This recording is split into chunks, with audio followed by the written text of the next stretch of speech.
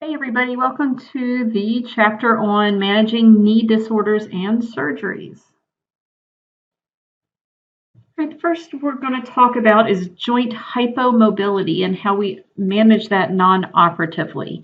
So some of the common causes are things such as osteoarthritis. It can also be called degenerative joint disease.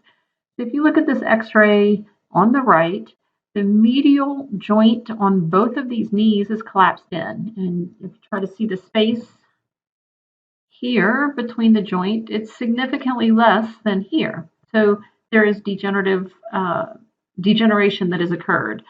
Post-traumatic arthritis can also occur. This is when someone has an injury to a joint and over time arthritic changes occur. You'll see this even with younger individuals who have ACL tears, all the way up to people who have more significant traumas where fractures occur across the joint line. Rheumatoid arthritis. You will also get hypomobility with post-immobilization. So you may get some contractures or shortened tissues because the tissue has been immobilized. And if you think of common structural or functional impairments that can happen from hypomobility, so if an individual has knee flexion and cannot fully extend, so say they're limited to 20 degrees from full extension, think of the changes that will happen in the ankle. They may have to plantar flex to ambulate, or the hip. They may have asymmetrical pelvis where you're getting hip abduction or hip adduction, depending on the side, at the hip joint. So joints above and below can be affected by this. Additionally, if you cannot flex your knee, you may have difficulty with activities such as rising from a chair or a commode or ascending and descending stairs. We're going to talk about controlling joint hypomobility. If we're talking about OA, osteoarthritis, and rheumatoid arthritis, we need to think back to the guidelines in Chapter 11. So a lot of what I'm talking about here are individuals who have joint hypomobility, maybe not necessarily related to osteoarthritis and rheumatoid arthritis. So in the protection phase, you need to manage the patient's pain and their positioning. So you don't want to promote more contractures. If you can help get them an increase in range of motion, that is important at this stage. You also want to work to reduce stresses on the knee. That can be done using an assistive device or by activity modification. Some of that activity modification can include proper ways to climb stairs, so the up with the good, down with the bad that you have learned, the use of an elevated commode or an assistive device like I spoke about.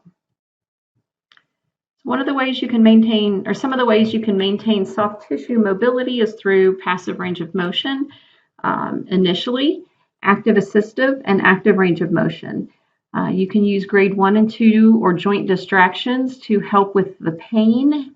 And in the knee, you want to focus on anterior and posterior joint glides. Also, to help maintain function and to prevent patellar adhesions, quad sets are very good. Every time you contract your quadricep, your patella moves superiorly with that contraction. And so you decrease the chance of getting adhesions in the patellofemoral joint. Right, how do we manage the controlled motion and return to function phases? We need to educate the patient on joint protection, especially individuals who have the degenerative joint disease and rheumatoid arthritis. It is a progressive problem and they need to know how to protect their joint. And again, this can include assistive devices or lack of not performing high intensity or high impact activities. So teach them safe exercises to do. Fall prevention. This is even more important as the patient ages. And then alternate activity and rest. Don't do too much activity at once, but also don't rest too much. Also decrease the mechanical stresses using the assistive devices or elevated chairs. At this point, we can start to increase range of motion and joint play a little more, especially if the edema is under control and not stretching out that joint.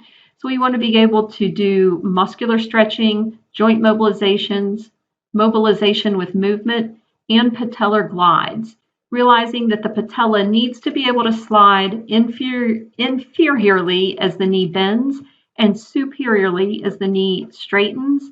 Patellar mobility is very important. And also work to improve the strength, endurance, and function of the muscles, not just of the knee, but throughout the lower extremity chain. Cardiopulmonary endurance is important, not just for functional activities, but for overall health.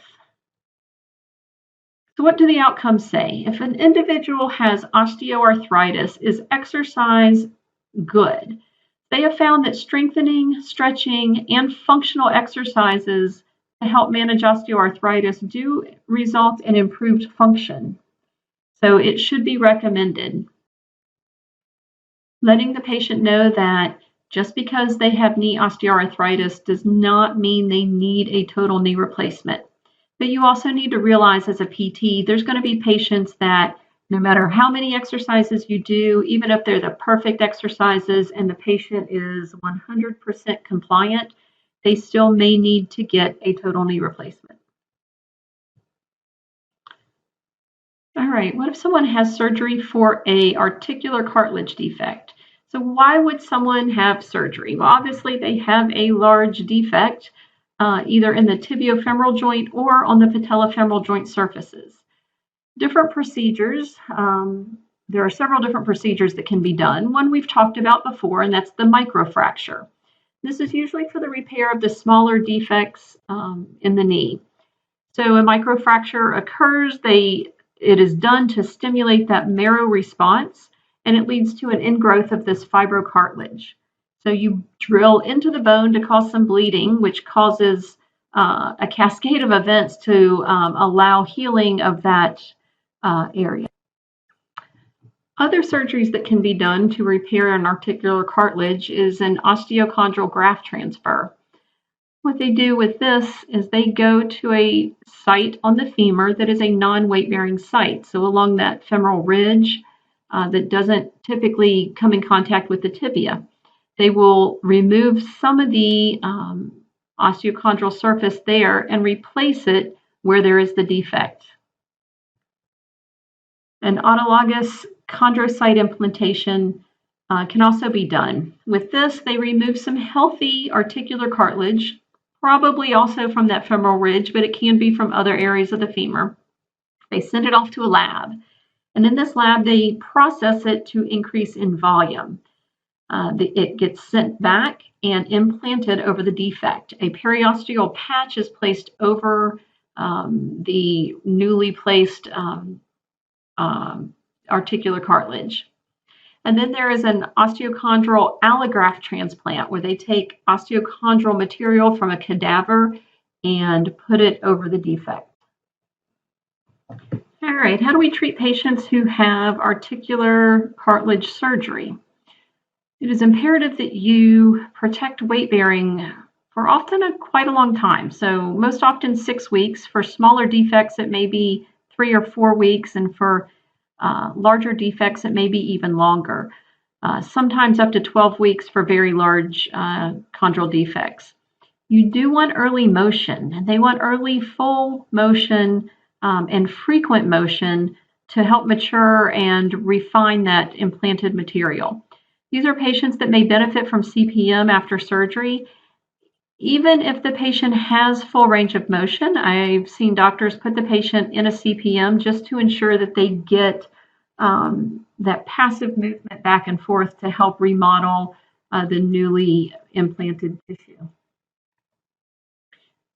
Right, in the phase 2 or the controlled movement phase, this will start somewhere between 7 and 12 weeks. It may be pushed back to maybe 10, not to start till 10 weeks if there's a larger defect. The goal is to normalize gait and have progressive loading. So going from toe touch weight bearing, partial weight bearing, full weight bearing, and then progressing to being able to do single leg stance. Non-impact endurance activities such as the bike or upper body ergometer are important. And you can do closed chain exercises, but you want to avoid the area of the lesion. So understanding where on that femoral condyle the lesion was and making sure that closed chain exercises are not impacting on that. By phase 3, you can begin squats and lunges and closed chain exercises in the full range and continue with non-impact endurance. Impact endurance activities may be up to 6 months after. Work on dynamic neuromuscular control in multiplane and make sure that you are limiting edema throughout. And that should occur in the early phase, and that controlled movement phase, and the return to function phase. Okay, also for treatments of hypomobility problems, especially when it is a patient with osteoarthritis or rheumatoid arthritis, is a total knee arthroplasty. So indications for surgery: they have severe pain, especially with weight bearing. They may have motions that compromise their functional abilities. They can have advanced articular cartilage destruction, where an articular cartilage surgery will not fix it, or they may have degenerative joint disease. Additionally, patients may have significant genu-varum or valgum, and failure of non-operative management, meaning that PT, injections, other treatments did not benefit their pain. Patients can have a total knee replacement, a bicompartmental replacement, or a unicompartmental replacement.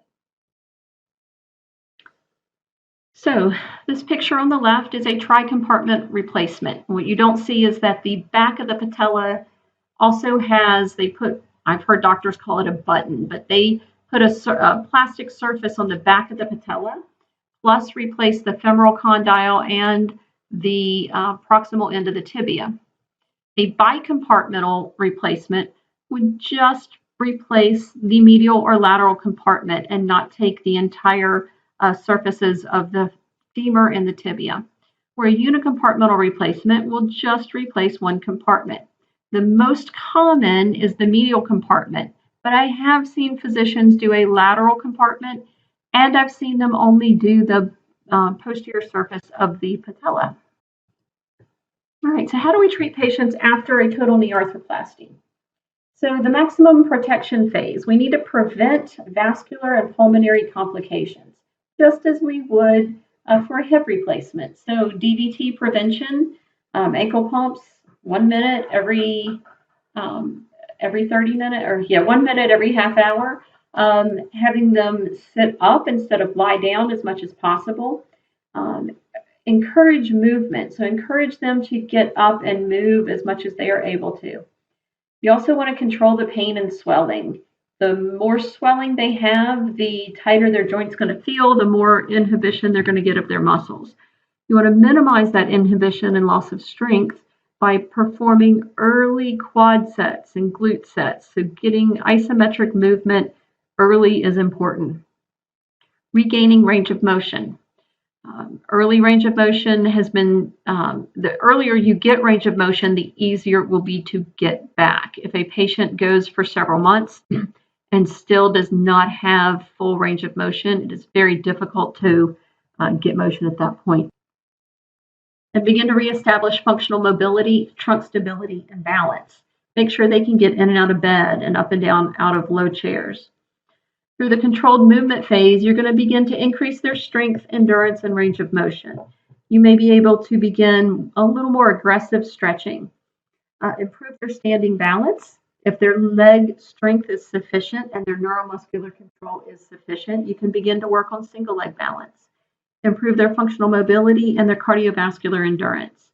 Now, individuals in this maximum protection phase earlier will need an assistive device, such as a walker, and they may be progressing to a cane by the controlled movement, and then away from the cane into the return to function phase, where you're returning to all functional activities. All right, so what are the outcomes for a total knee replacement? They found that nearly all patients that undergo a total knee replacement have pain relief. For range of motion, the biggest predictor of how much range of motion a patient will get postoperatively is how much range of motion they had preoperatively.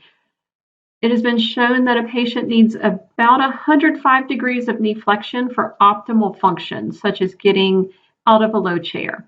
So you often hear PTs say you need at least 90 degrees to get into a chair. You actually need more than that.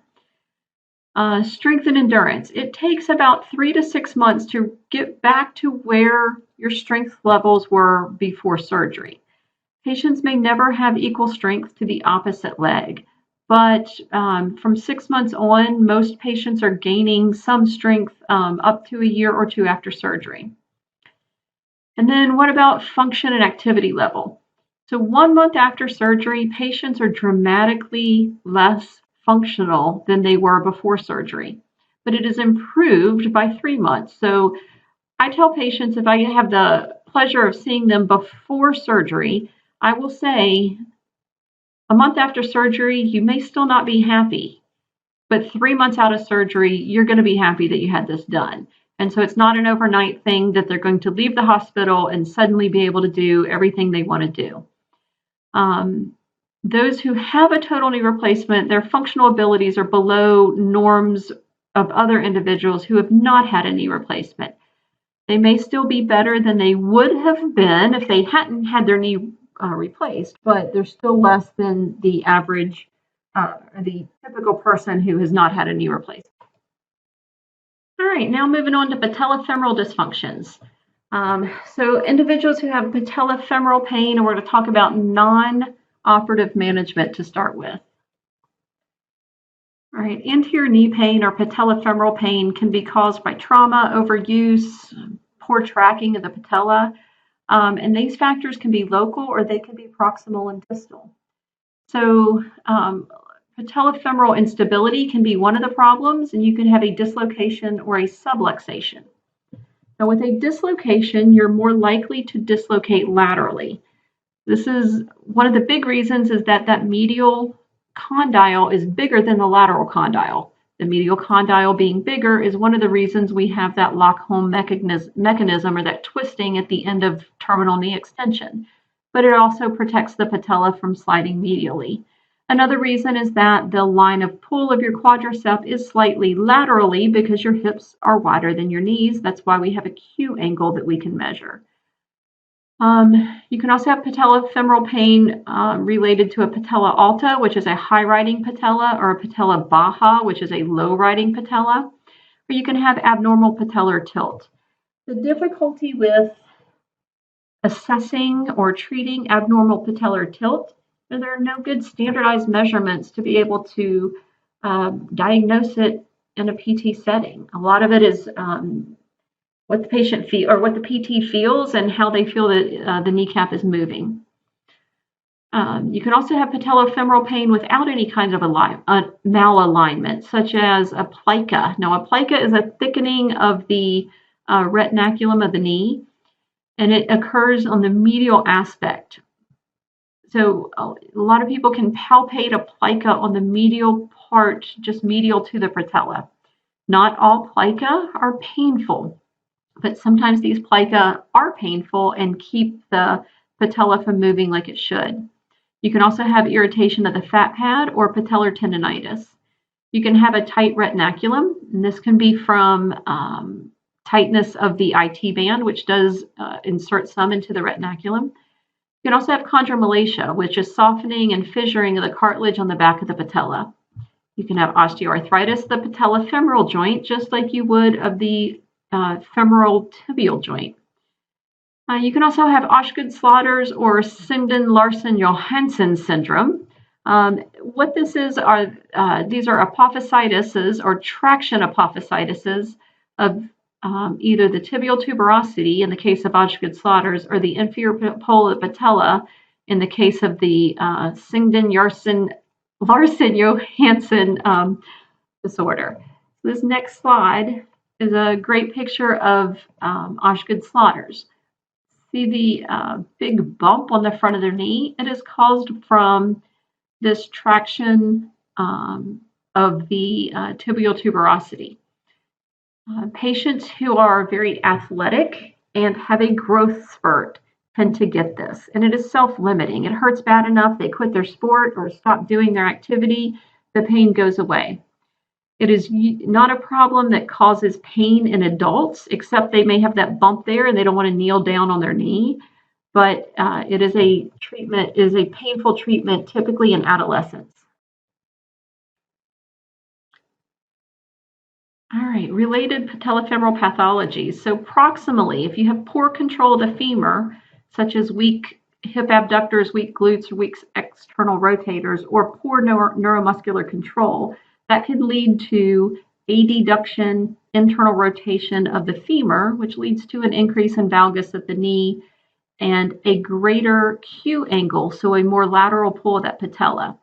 Distally, if you have external rotation of the foot during stance, that moves your tibial tuberosity more laterally, also increasing the Q angle at the knee and pulling on the lateral patella. Hyperpronation increases that valgus. Rear foot eversion does the same. So not all patellofemoral pain patients have disorders that you can find at the knee. They may have pathologies that are more proximal or distal. So these are some common impairments that you may see with someone who has patellofemoral dysfunction. Retropatellar pain, so they're coming to you for pain, or patellar tendon pain. They may have crepitus. You may be able to feel the crepitus in their patellofemoral joint as they move their leg. They may have altered lower extremity alignment, such as this lady on the right as she is landing. Weakness of the hip abductors, external rotators, or extensors. They may notice atrophy or weakness of the quadricep. That can be from years of pain in that knee. They may have limited flexibility in the TFL, hamstrings, quads, gastroc, or soleus. The tighter a muscle is, the more pressure it's going to put in that patellofemoral joint. They may have a pronated foot, like this picture here on the left, a significantly pronated foot. And you may see a decrease in medial glide of the patella, meaning that the patella is sitting laterally. Okay, how do we treat these patients? So during the protection phase, rest, gentle motion, muscle settings such as quad sets, glute sets, hamstring sets will help decrease the inhibition of the muscle, decrease the edema, and control pain. You may want to consider a foot orthosis in the case of someone who is a pronator or significant pronator. You also want to normalize patellar mobility, so make sure that the patella can glide medially, superiorly, and inferiorly. During the controlled motion or return to function phase, you want to address the biomechanical and alignment factors. This may involve neuromuscular control with movement. You want to address both the local, the proximal, and the distal factors. So if it's a hip weakness, address the hip. If there's hyperpronation, address that. If there's swelling or quad inhibition, address that. So this is definitely a problem that you have to look proximal and distal. You also want to increase the strength of all muscles, hip and knee, normalize mobility, especially of that patella, and again, improve neuromuscular control to allow proper alignment. Right, during the controlled motion and return to function phase, you want to educate the patient on proper exercises. Think about the mechanics of the patella and where it is contacting the femur during different parts of the range of motion. So a patient may be able to perform straight leg raise activities quite easily because the patella doesn't have a lot of compression into that knee joint. Some people have more patellofemoral problems at the distal end of their patella, in the middle, or on the proximal end. Knowing where in the range of motion, go back to the anatomy lecture, that the patella is hitting the femur and where there's maximum compression forces may alter what exercises you're doing with this patient. In non-weight bearing, the greatest patellar stress is at 60 to 75 degrees of knee flexion. In a closed kinetic chain, the compressive loads increase after 60 degrees. The things you need to know to modify the exercises with an individual who has patellofemoral pain. Patellar mobilization, or ensuring that there's enough medial glide, can be done. Also, monitoring or assessing the tipping of the patella and treating it manually. Patellar taping is another treatment that can be done. It should be noted that everybody teaches how to tilt the patella, how to glide the patella, but a study has shown that regardless of what direction you pull the patella, patients got pain relief. So patellar taping may not do what we think it does in realigning the patella. I'd like to see more research in that, but there's not a whole lot of good research showing that patellar taping truly glides the patella. It did help with pain, though. All right, so surgery can be done for those who have significant laxity in the patellofemoral joint. So who would get surgery for a medial patellofemoral ligament repair or reconstruction? So those who have deficiency in the medial patellar supports or tightness in that lateral support. So either they're stretched out medially or they're tight laterally. Or who have excessive lateral patellar trackings. That patellar is just grinding on the lateral condyle. Who would not be indicated for the surgery? Somebody that already has enough degeneration where they may benefit from either a total knee replacement or putting a unicompartmental replacement of just the patellofemoral joint, or in individuals who have patella alta, a high-riding patella. So 3 things can be done. A medial patellofemoral reconstruction. They can use the hamstring, the TFL, or the quad as a graft. They can do a medial patellofemoral repair or tightening where they reattach it either to the femur or to the patella or both. Or they can do a lateral release where they incise or use electrocautery to release the lateral aspect of that retinaculum to help with better alignment. All right, how do we rehab these patients? So the early phase, control edema, just like anybody having surgery. Minimize the pain. Knee range of motion, the goal is by week 4, they have 0 to 90 degrees, 3 out of 5 strength, and be able to ambulate full weight bearing with their brace locked into full extension. The middle phase, you want to continue to control edema. Work to get full range of motion by week 8 and 4 out of 5 strength. By week 8, they should have a normal gait pattern and some neuromuscular control where they can maybe perform single leg stance or some light squatting activities in a short range with good control.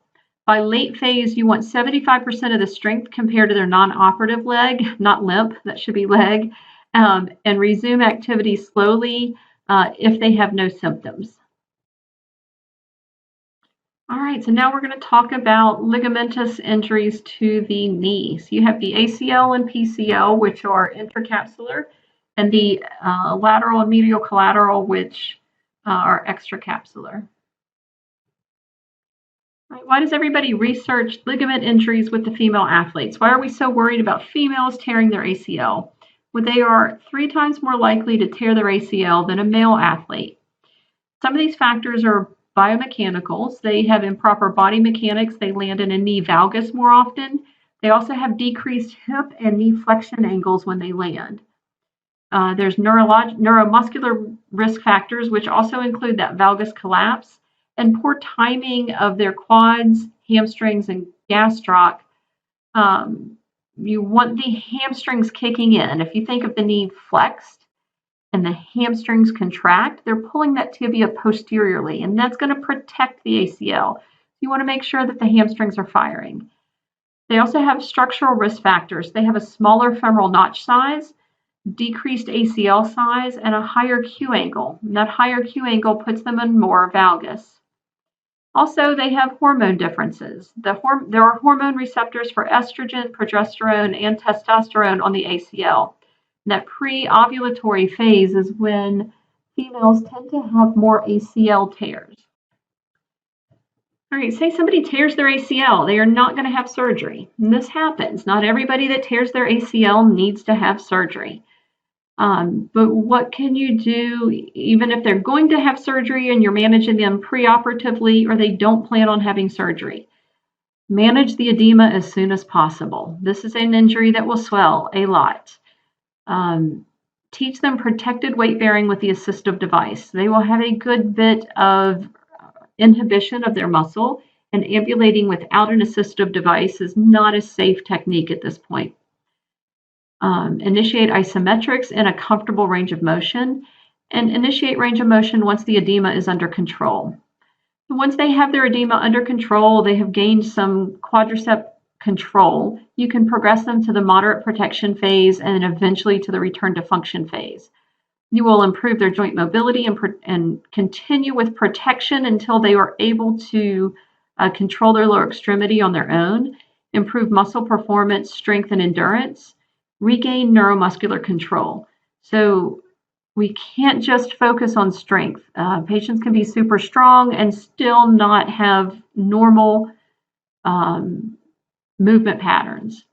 You want to work on their cardiopulmonary conditioning. As patients are injured, they don't do the exercises they used to do. So ensuring that they're maintaining their cardiopulmonary fitness is important. And then eventually progress to functional training.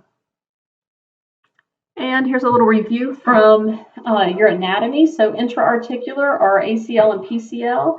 Extra-articular are those lateral and medial collateral ligaments. Graft types. This is a review from chapter 12. So an autograft is a patient's own tissue. An allograft is a donor tissue. And you can also have synthetic graft. One of the grafts that patients may have with an ACL reconstruction is a bone patellar tendon bone. They take a little bit of the patella, the center part of the patellar tendon, and a little bit of the tibial tuberosity. So you'll get a tendon that has a bone on either end. What are the advantages of this? They have a high tensile stress. They're very similar to the ACL in the amount of stress that they can tolerate. They're secure. So when you put them in there, put them in the knee to replace the ACL, you have great bone-to-bone fixation, and you can screw that in and have pretty good fixation quickly. You get revascularization at about 6 weeks from the bone-to-bone interface, and you can return to pre-injury high-demand activities safely. But some of the disadvantages: there's a higher incidence of anterior knee pain from the harvest site. Patients will have knee pain with kneeling. May have a higher incidence of patellofemoral dysfunction and long-term quad muscle weakness. Patellar fracture during the harvest site is rare, but it does occur. I actually, as a new grad, one of my first patients who had an ACL reconstruction, about 6 weeks after we discharged him, fractured his patella, not doing anything high level or difficult, but his patella fractured. And you can have a patellar tendon rupture. So that strung tendon, you just cut the middle out of, and also that is rare, but it can occur.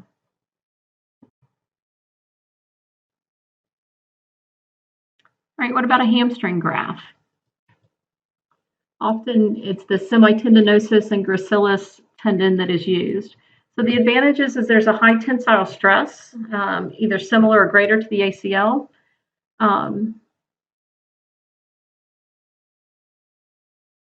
So what they do is they take the tendon and quadruple it. So it is not just one level of the tendon, it is folded into 4 lengths.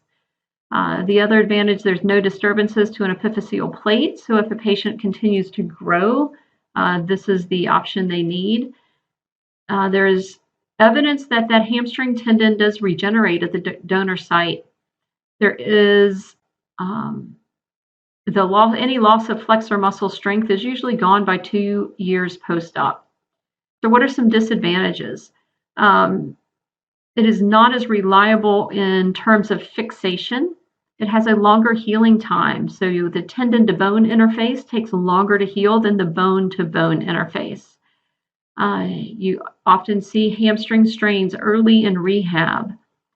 Short and long-term flexor muscle weakness is present, and you possibly have an increase in anterior knee translation, so which is what we're trying to avoid because that puts more stress on the ACL.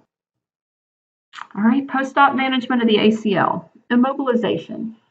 Some doctors do it and some doctors don't. The best best that I've seen is that doctors that say, I'm going to put you in this knee brace. You're allowed to come out of it to do exercises, but until your quadricep is strong enough to support you, I need you in this brace because I don't want you to fall. They will say, I want you to brace until you're able to do a straight leg raise without an extensor lag. So in other words, a straight leg raise, keeping your knee straight. Once you're able to do that, they feel that your leg is strong enough to tolerate walking with the brace either unlocked or off. Similar to weight bearing, some physicians will limit weight bearing for 1 to 2 weeks. Others start immediate weight bearing. There's no research supporting the benefit of a delayed weight bearing versus early. Patients, if they go ahead and weight bear, they have the same outcomes as those who delay weight bearing. Open chain strengthening. You need to avoid resisted open kinetic chain extension between 45 degrees and 0 degrees. There's a higher amount of stress on the ACL in that range. Avoid applying resistance to the distal end of the quad during strengthening. That also puts an increase in stress on that tibial tuberosity, not on the ACL, sorry. With closed kinetic chain, you want to avoid squatting between 60 and 90 degrees of knee flexion. That is where the highest amount of stress is on the ACL. And this is early in this post-op management phase. Also in this maximum protection phase, you want to decrease the DVT risk. Work on voluntary activation of the knee musculature. In other words, quad sets. You may need neuromuscular E-stim or Russian E-stim. You can work on range of motion of the knee. Most doctors will say they want knee range of motion to be at least 90 degrees in 4 weeks. Some will say up to 110 degrees in 4 weeks. Patellar mobility is also important. Remember, the patella slides inferiorly when you bend the knee and back superiorly when you extend it. You can begin to work on neuromuscular control and proprioception, so static balance. Ensure proper control with the current exercises. So if they're doing a closed chain exercise, ensure that they're doing it properly and with good neuromuscular control. Patients can progress to the next phase, which is typically in 4 weeks when they have minimal pain and swelling, full knee extension actively. So if they can perform a straight leg raise with no extensor lag, and that their quad strength is at least 50% of the contralateral side with no evidence of joint laxity. All right, as you move into the moderate protection and controlled motion phase, you can increase range of motion to full. Start working more closed kinetic chain strengthening. Progress from double leg exercises to single leg. Work proprioception and neuromuscular control as well as balance. Progress aerobic conditioning. They aren't cleared to run at this phase, but they can get on a bike and begin activity-specific training.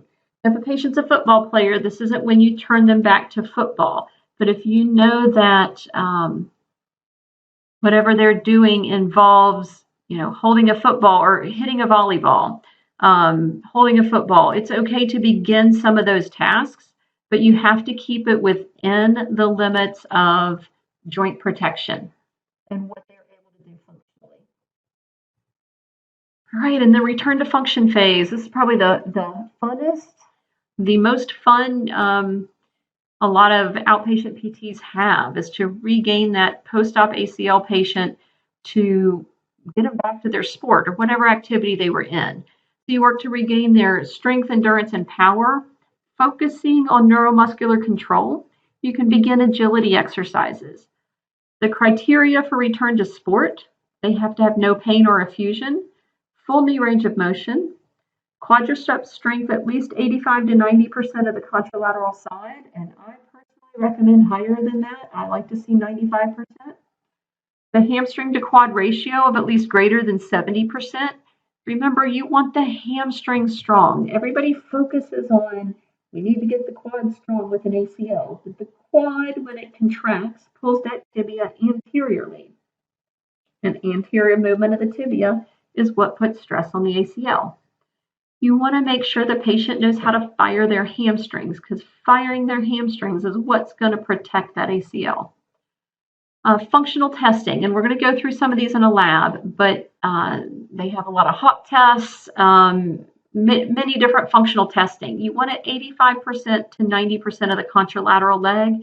Again, I wouldn't personally return a patient to sport at 90%. I want that a lot higher. But the book says 85 to 90. And then a high confidence and other psychological variables where they are ready for their sport. Tearing your ACL can be very traumatic, not just physically, but emotionally. So you need to make sure these individuals are ready to go back, that they want to go back, and that they are prepared both emotionally and physically. All right, thank you guys.